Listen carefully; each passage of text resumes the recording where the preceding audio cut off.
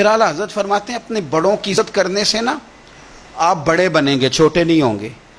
بڑوں کا احترام کریں، آپ بڑوں کا اکرام کریں، آپ بڑوں کے ساتھ اچھے طریقے سے پیش آئیں۔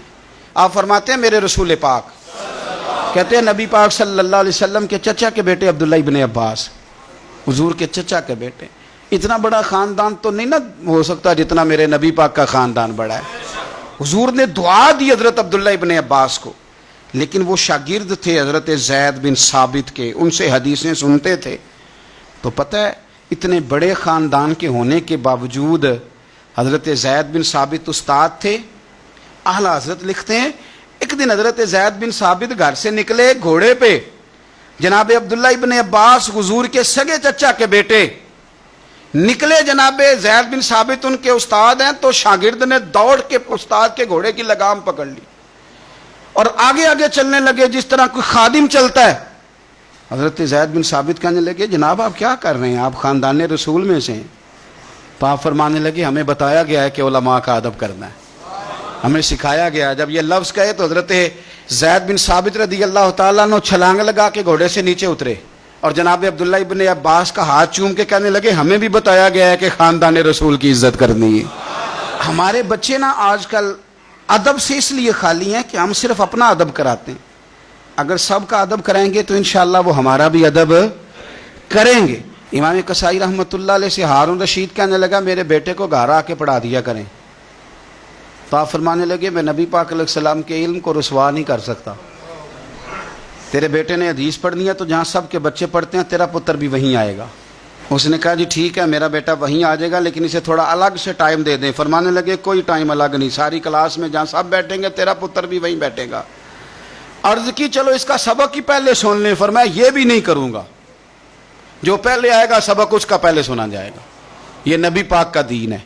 اب ہارون رشید کیا کہتا ہے، بادشاہ ہے، کہتا ہے حضور میں بھی بڑا ذرا آپ کو آزما ہی رہا تھا کہ میں اپنے بچے کو کہیں کچے استاد کے پاس تو نہیں داخل کرانے لگا، انشاءاللہ یہ آئے گا اور خدمت کرے گا آپ کی، آئے گا۔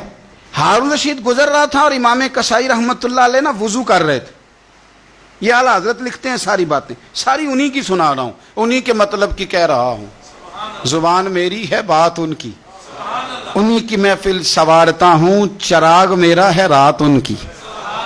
چراغ نے جب سنورنا ہو تو اندھیرا ہو تو سنورے گا نا، ورنہ چراغ کو پوچھے گا کون؟ تو انہی کی محفل سنوارتا ہوں، چراغ میرا ہے پر رات، یعنی میرے چراغ کو چمکنے کا ماحول انہوں نے ہی عطا کیا۔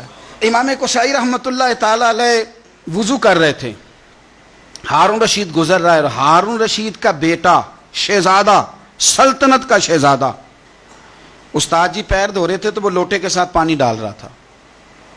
ہارون رشید نے دیکھا تو غصے کے ساتھ گھوڑے سے اترا۔ لوگ کہتے ہیں ہم یہ سمجھے کہ اب ہارون رشید نا امام قصائی پہ غصہ کرے گا کہ شہزادے سے وضو کروا رہے ہیں۔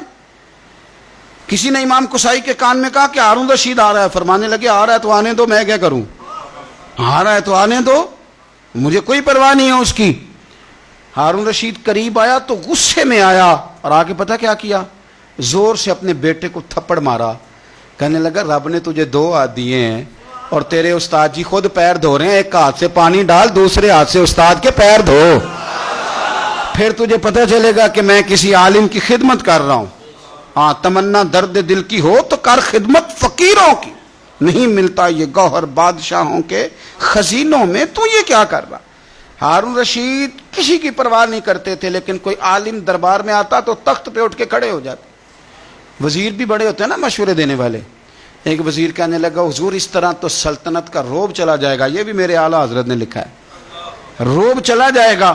آپ آنے پر کھڑے ہو جاتے ہیں مولوی صاحب کے، تو آپ فرمانے لگے مولوی کی عزت نہیں کرتا، میں نبی پاک کے دین کے علم کی عزت کرتا ہوں، اور اگر حضور کے دین کی عالم کی عزت کرتے سلطنت کا روب جاتا ہے تو جانے دو، حضور کے دین کے عالم کی قدر تو ہوتی ہے نا۔